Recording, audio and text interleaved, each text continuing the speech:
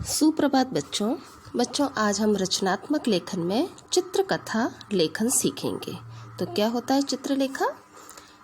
किसी दिए गए चित्र को देखकर उसका वर्णन करना, कोई घटना, लेख, कहानी लिखना ही चित्र वर्णन कहलाता है। यानी कि चित्र को देखकर उसके बारे में लिखना ही चित्र वर्णन होता है। इसमें कल्पना शक्ति अपने चरम पर होती है।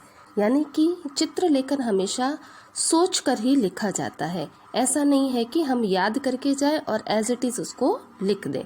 तो जैसा चित्र होगा उसके अकॉर्डिंग हमें सोच कर लिखना होता है। कुछ बातें होती है जो ध्यान में रखने योग्य होती है। तो पहला, चित्र में दी गई वस्तुएं, व्यक्ति आदि को ध्यानपूर्वक देख लें। लिखते समय संभवतः उन सब का प्रयोग हो कि जो हम वर्णन कर रहे हैं उन सब वाक्यों में चित्र में दी गई वस्तुओं का प्रयोग अवश्य होना चाहिए। लिखने से पूर्व कहानी का ताना बाना मन में बुन लेना चाहिए कि जो हम लिख रहे हैं कहानी, उसके बारे में कैसी कहानी लिखेंगे उसके बारे में हम पहले से सोच के रख लें। उसके बाद हमें लिखना चाहिए ताकि लिखते समय कोई गलती ना हो। अगला है, चित्र का वर्णन सरल, रोचक और सजीव भाषा में होना चाहिए। इंटरेस्टिंग होना चाहिए, सरल होना चाहिए ताकि पढ़ने वाले को अच्छा लगे। और वाक्य छोटे छोटे और सटीक होने चाहिए। छोटे छोटे वाक्यों का भी प्रयोग करना चाहिए और एक्यूरेट होना चाहिए। अननेसेसरी बातें हमें इसमें नहीं लिखनी है। जो चित्र में दे रखा है उसे ही लिखना चाहिए। तो बच्चों, ये चित्रकथा है। कुछ उदाहरण देखते हैं हम। जैसे चित्र में दे रखा है तो हमें कहानी बनानी है। एक हिरनी थी, बहुत सुंदर। अपने समूह में जब वह चौकड़ी भरती तो देखने लायक दृश्य होता। उसकी कजरारी आंखें, नरम मुलायम शरीर उसका मन मोह लेता। ठीक है, इस चित्र को देखकर हमने एक लाइन है, ये वाक्य सोचे। अब अगले चित्र में शिकारी दे रखा है। तो एक बार एक शिकारी ने उसे देखा तो उस पर मोहित हुए बिना न रह सका। उसने ठान लिया कि वह उसे पकड़कर ही रहेगा। उसने उसे पकड़ने के लिए कई जाल बिछाए, पर हिरनी पकड़ में नहीं आई। तब भी शिकारी ने हार नहीं मानी। तो इसमें दे रखा है कि हमने ये वाक्य बनाए शिकारी और हिरनी को देखकर कि उसने खूब कोशिश की शिकारी ने पकड़ने की, लेकिन हिरनी उसके पकड़ में नहीं आ रही थी। तब भी शिकारी ने हार नहीं मानी। उसने उसे पाने के लिए कुछ दूसरी ही योजना बनाई। अब वह छिपकर उसकी दिनचर्या देखता और निशाना साधने का प्रयास करता। हिरनी शायद ज्यादा चौकन्नी थी, अतः उसके हाथ न लगी।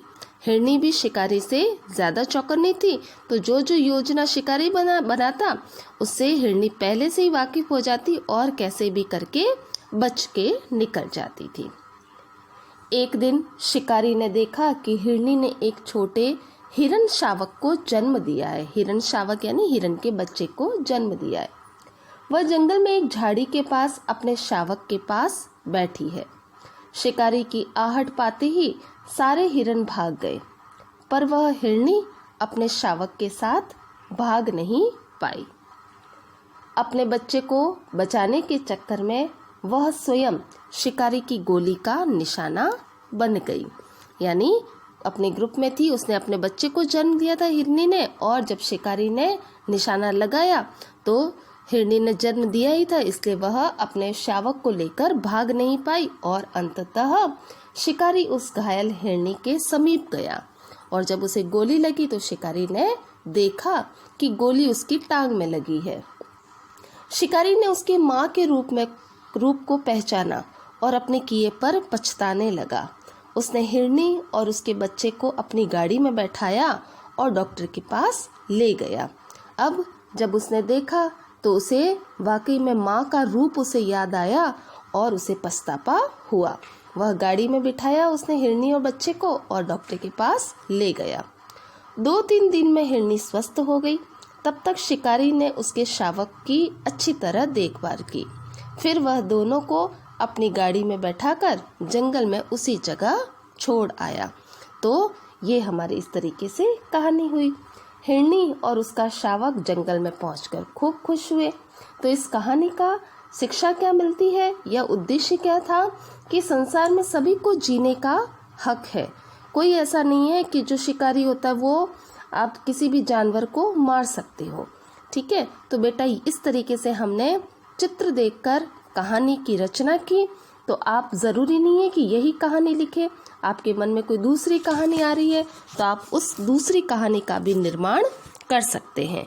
ठीक है, तो इसी को हम चित्रकथा लेखन कहते हैं कि आपके मन में जो भी कहानी, जैसा भी वर्णन आ रहा है आप उसे लिख सकते हैं। इसी को हम चित्रकथा वर्णन कहते हैं।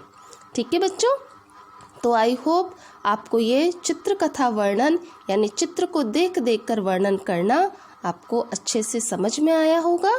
धन्यवाद।